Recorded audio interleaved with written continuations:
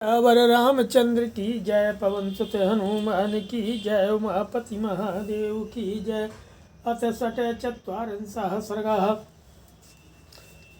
सुंदरकांड के 46वें सर्ग में रावण के 5 सेनापतियों के वध का वर्णन किया गया है। हतान मंत्री श्रुतान बुद्ध्वा वानरेण महात्मना रावणा संवृताकारश्चकारमति उत्तमाम्। महात्मा हनुमान जी के द्वारा मंत्री के पुत्र भी मारे गए। यह जानकर रावण ने भयभीत होने पर भी अपने आकार को प्रयत्न पूर्वक छिपाया और उत्तम बुद्धि का आश्रय ले आगे के कर्तव्य का निश्चय किया। सबरूपाक्षुपाक्षौ दुर्धरौ राक्षसं प्रगसं भास्करणं च पंचसेनाग्रनायकान् स्वन्ददेश तस्क्रीवो वीरान्नय विशारदान् हनुमद्ग्रहणे व्यग्रान् वायुवेग क्षमानिधि। दशग्रीव ने विरूपाक्ष, उपाक्ष, दुर्धर, प्रघस और भास्करण 5 सेनापतियों को, जो बड़े वीर, नीति निपुण, धैर्यवान तथा युद्ध में वायु के समान वेगशाली थे, हनुमान जी को पकड़ने के लिए आज्ञा दी। याति सेनाग्रगाः सर्वे महाबल परिग्रह सवाजीरथ मातंगः स कपिः शाश्वतामिति। उसने कहा, सेना के अग्रगामी वीरों, तुम लोग घोड़े, रथ और हाथियों सहित बड़ी भारी सेना साथ लेकर के जाओ और उस बानर को बलपूर्वक पकड़कर उससे अच्छी तरह शिक्षा दो। अत्यैष खलुवाभ्यम स्यात्तमासाद बनालयम कर्म चापि समाधेयम देश काल विरोधितम। उस वनचारी बानर के पास पहुंचकर तुम सब लोगों को सावधान और अत्यंत प्रयत्नशील हो जाना चाहिए तथा काम वही करना चाहिए जो देश और काल के अनुरूप हो। नयम तम कपिम मन्ये कर्म प्रतितर्कयन् सर्वथा तन्महद्भूतं महाबल परिग्रहं बानरोऽयमिति आत्वा नहि शुध्यति मे मनः नैवाहं तं कपिं मन्ये यथेयं प्रस्तुता कथा। जब मैं उससे के अलौकिक कर्म को देखते हुए उसके स्वरूप पर विचार करता हूँ तो वह मुझे बानर नहीं जान पड़ता है। वह सर्वथा कोई महान प्राणी है जो महान बल से संपन्न है। यह बानर है ऐसा समझकर मेरा मन उसकी ओर से शुद्ध नहीं हो रहा है।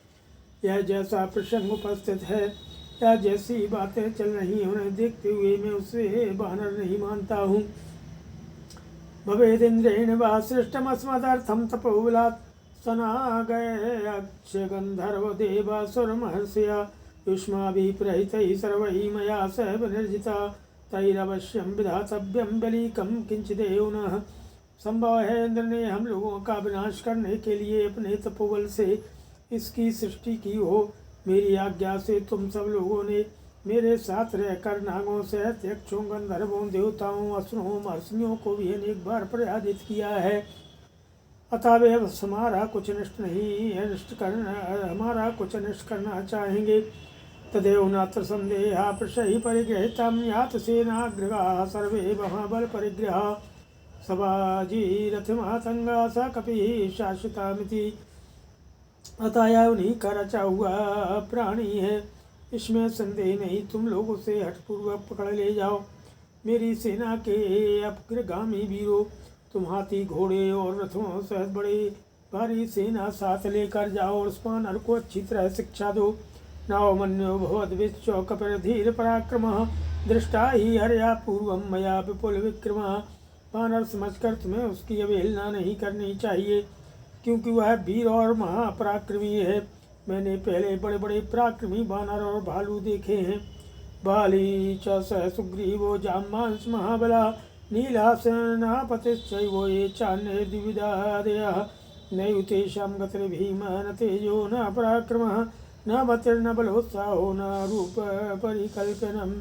जिनके नाम इस प्रकार हैं, बाली, सुग्रीव, महाबली, जाम्बान, सेनापति, नील तथा द्विविध आदि अन्य बानर, किंतु उनका वेग ऐसा भयंकर नहीं है और न उनमें ऐसा तेज, पराक्रम, बुद्धि, बल, उत्साहता रूप धारण करने की शक्ति है। महत् सप्तमिदं गेयं कपिरूपं व्यवस्थितं प्रयत्नं महदास्थाय क्रियतामस्य निग्रह। वानर के रूप में यह कोई बड़ा शक्तिशाली जीव प्रकट हुआ है, ऐसा जानना चाहिए। ता तुम लोग महान प्रयत्न करके उसे कैद करो। कामं लोकास्त्रियः सेन्द्रः सुसुरः सुरमानवा भवतामग्रतः सा तुम न पर्याप्ता रणाजिरे विलयहि इंद्र सहित देवता सुर मनुष्य तीनों लोक तराएं वे रणभूमि में तुम्हारे सामने नहीं ठहर सकते। तथापितु नयंगे न जय महाकांच तारणे आत्मा रक्षा प्रयत्न न युद्ध सिद्धि चंचला। फिर भी सम्रांगण में विजय की इच्छा रखने वाले नीतिज्ञ पुरुष को यत्न पूर्वक अपनी रक्षा करनी चाहिए, क्योंकि युद्ध में सफलता निश्चित होती है। ते स्वामी वचनम सर्वे प्रतिग्रही महोजिसा समुत्पेतुर्महावेगावता तेजसा तथैष मत्तै नागैश्च वाजिभिश्च महाजभै शस्त्रैश्च विविधैः तीक्ष्णैः सर्वैश्चोपवहिता बलैः। स्वामी की आज्ञा स्वीकार करके वे सबके सब अग्नि के समान तेजस्वी महान वेगशाली और अत्यंत बलवान राक्षस थे। चलने वाले घोड़ों मतवाले हाथियों तथा विशाल रथों पर बैठकर युद्ध के लिए चल दिए। वे सब प्रकार के तीखे शस्त्रों सेनाओं से संपन्न थे। ततस्तु दशुरवीरा दीप्यमानं महाकपिं रश्मिमन्तर्बोध्यन्तं स्वतेजो रश्मिमालिनं तोरणस्थं महावेगं महासत्वं महाबलं महामतिं महोत्साहं महाकायं महाभुजम्। आगे जाने पर उन वीरों ने देखा ये महाकपि हनुमान जी फाटक पर खड़े हैं और अपनी तेजोमयी किरणों से मंडित हो उदय काल के सूर्य की भांति दीप्यमान हो रहे हैं। उनकी शक्ति बल वेग बुद्धि उत्साह शरीर भुजाएं सभी महान थीं। तम समीक्षते सर्वे दिक्षु सर्वास्व अवस्थिता तैस्तै ब्रह्मणै भीमै अभिपेतस्ततः तस्य पंचाय तीक्ष्णस्ताः प्रीतमुखासरा शिरयुत्पलपत्राभा दुर्धरेण निपातिताः। उन्हें देखते ही वे सब राक्षस जो सभी दिशाओं में खड़े थे भयंकर अस्त्र शस्त्रों की वर्षा करते हुए चारों ओर से उन पर टूट पड़े। निकट पहुंचने पर पहले दुर्धर ने हनुमान जी के मस्तक पर लोहे के बने हुए 5 बाण मारे। वे सभी बाण मर्मभेदी और पैनी धार वाले थे। उनके अग्रभाग पर सोने का पानी दिया गया था जिसमें पीत मुख दिखाई देते थे। वे 5 बाण उनके सिर पर प्रफुल्ल कमल दल के समान शोभा पा रहे थे। स्वतई पंचभरा वृद्धा सई विरसि वानरो उत्पात नदन व्योमनी दिशो दश बिनादयन। मस्तक पे उन 5 बाणों से गहरी चोट खाकर वानर वीर हनुमान जी अपनी भीषण गर्जना से 10 दिशाओं को प्रतिध्वनित करते हुए आकाश में ऊपर की ओर उछल पड़े। ततस्तु दुर्धरो वीरा सरथा संजकारमुखः के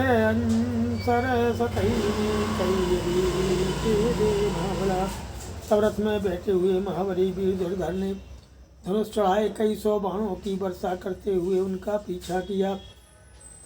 स कपिर्वारयामास्तं व्योमनि सर्वर्षिणं वृष्टिमन्तं पयोदान्ते पयोदमेव मारुतः। आकाश में खड़े हुए उन वानर वीर ने बाणों की वर्षा करते हुए दुर्धर को अपने हुंकार मात्र से उसी प्रकार रोक दिया जैसे वर्षा ऋतु के अंत में वृष्टि करने वाले बादल को वायु रोक देती है। अर्धमान ततस्तेन दुर्धरेणानिलात्मजः चकार निनदं भूयो विवर्तत च वीरवान। जब दुर्धर अपने बाणों से अधिक पीड़ा देने लगा तब वे पराक्रमी पवन कुमार विकट गर्जना करने और अपने शरीर को बढ़ाने लगे। शतूरम सहसोत्पत्त दुर्धरस्य रथे हरि निपपात महावेगो विद्युद्रासी गिरावगो। इसके बाद वे महावेगशाली वानर वीर बहुत दूर तक ऊंचे उछलकर सहसा दुर्धर के रथ पर कूद पड़े मानो किसी पर्वत पर बिजली का समूह गिर पड़ा हो। ततः सा मथिताष्टा स्वं रथम भग्नाक्षकूरम सिहाय न पतत भूमौ दुर्धर त्यक्त जीविता। उनके भार से रथ के 8 घोड़ों का कचूमन निकल गया। धुरी और कुबर टूट गया था। दुर्धर प्राणी हो उस रथ को छोड़कर पृथ्वी पर गिर पड़ा। तम विरूपाक्षुपाक्षौ दृष्ट्वा निपतितं भुवि तौ जात रोषौ दुर्धर्षा बुत्पेततु अरिन्दमौ। साताभ्यां सहसोत्प्लुत विष्टितो विपुलेम्बरे मुद्गराभ्यां महाबाहुर्वक्षस्य विहता कवि। दुर्धर को धराशायी हुआ देख शत्रुओं का दमन करने वाले दुर्धर्ष वीर विरूपाक्ष और विरूपाक्ष को बड़ा क्रोध हुआ। वे दोनों आकाश में उछले।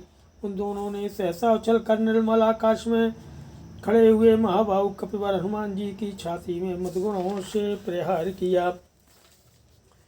त्योर्वेगेवतोर्वेगं निहत्य सा महाबला निपात पुनर्भूमौ स्पर्णियो वेदिता।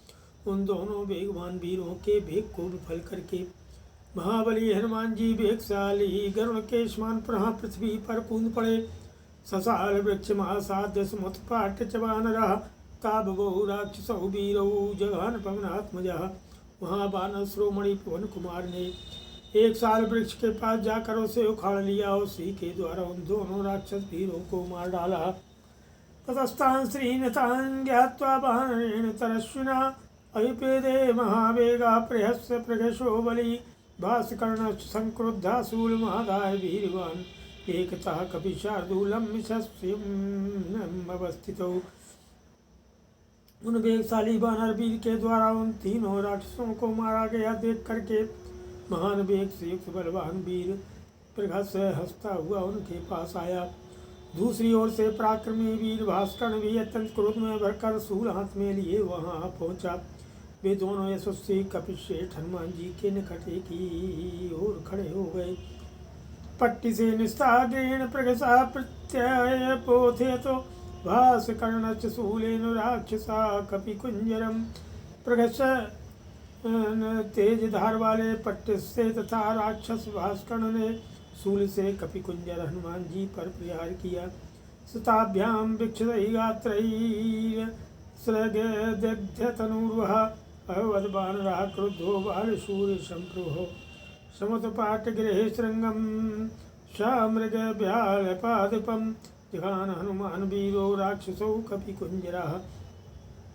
उन दोनों के प्रहारों से हनुमान जी के शरीर में कई जगह घाव हो गए और उनके शरीर की रोमावली रक्त से रंग गई। उस समय क्रोध में भरे हुए वानर वीर हनुमान प्रातः बाल के सूर्य की भांति ऋणकांति से प्रकाशित हो रहे थे। गिरिशृंग सुनिष्पिष्टौ तिलसस्तौ बभूवुः। तब मृग सर्प और वृक्षों सहित एक पर्वत शिखर को उखाड़ करके कपिश्रेष्ठ वीर हनुमान ने उन दोनों राक्षसों पर दे मारा। पर्वत शिखर के आघात से वे दोनों पिस गए और उनके शरीर तिल के समान खंड खंड हो गए। ततस्ते स्ववसन्नेषु सेनापतिषु पंचसु बलम तदभिषेकं तु नाशयामास वानरो। इस प्रकार उन पांचों सेनापतियों को नष्ट हो जाने पर हनुमान जी ने उनकी बची खुची सेना का भी संहार आरंभ किया।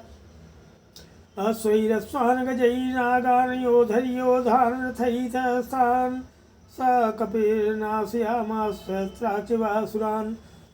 जैसे देवराजेंद्र असुरों का विनाश करते हैं उसी प्रकार उन वानर वीर ने घोड़ों से घोड़ों का, हाथियों से हाथियों का, योद्धाओं से योद्धाओं का तथा रथों से रथों का संहार कर डाला।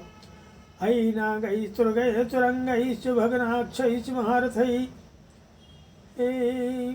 हतैश्च राक्षसैः भूमि बुद्धिमार्गाः समन्ततः।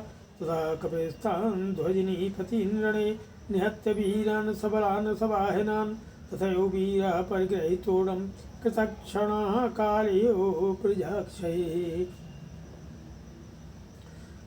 तो मरे हुए हाथियों और तीव्रगामी घोड़ों से टूटी हुई बुधरी वाले विशाल रथों से मारे गए राक्षसों की लाशों से वहाँ की सारी भूमि चारों ओर से इस तरह पड़ गई थी कि आने जाने का रास्ता बंद हो गया था। इस प्रकार सेना और बानरों सहित उन पांचों वीर सेनापतियों को रणभूमि में मौत के घाट उतार करके महावीर वानर हनुमान जी पुनः युद्ध के लिए अवसर पाकर पहले ही की भांति जो है फाटक पर जाकर खड़े हो गए। उसमें वे प्रजा का संहार करने के लिए उद्यत हुए काल के समान जान पड़ते थे। श्रीमद् रामायण वाल्मीकि आदि काव्ये सुंदरकांडे 64 सर्गः। नमः।